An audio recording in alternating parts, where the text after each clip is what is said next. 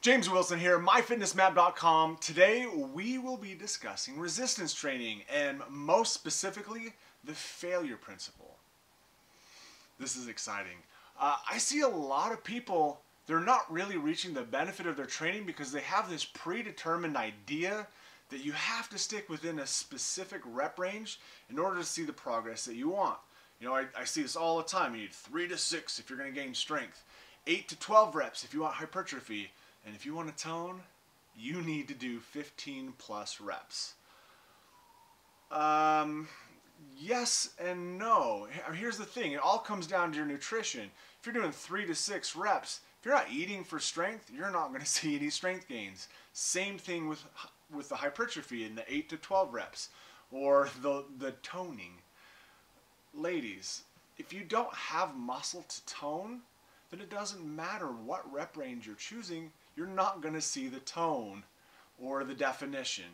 So yes, those rep ranges are quite accurate, but your nutrition needs to be on par to support whatever you are trying to accomplish.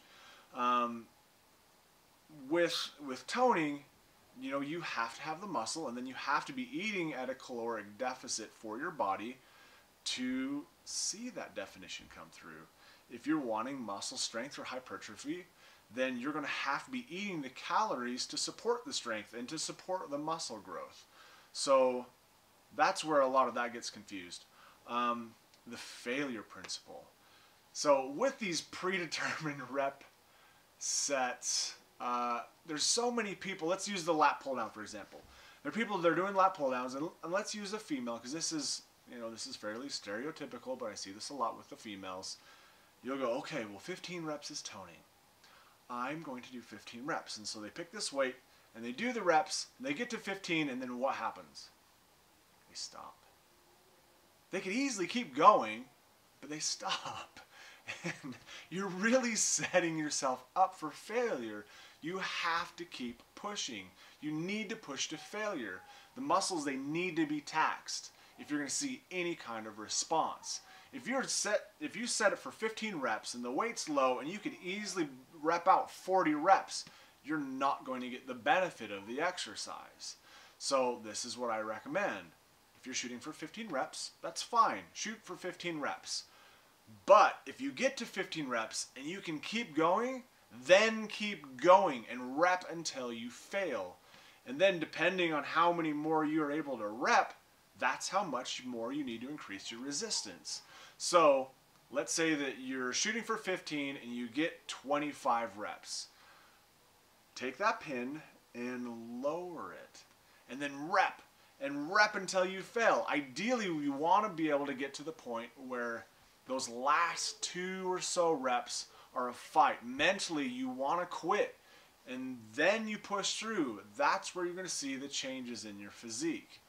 And I can already hear the voices in these ladies' heads saying, well, I don't want to get bulky. Again, it comes down to your nutrition. You're not going to get bulky. You cannot build something if you're not providing something for it to build with. So that's why your nutrition is so important. What's going to happen is the muscles that you do have, they're going to become more dense, more firm. You're going to create better lines, and your body, it's going to be more likely to reduce the body fat. Resistance training burns calories. If you were to take someone and they go all out resistance training, and another person, and they're doing their 45 minutes, which is way too much, steady state cardio, you're going to find that their caloric burn is pretty much the same.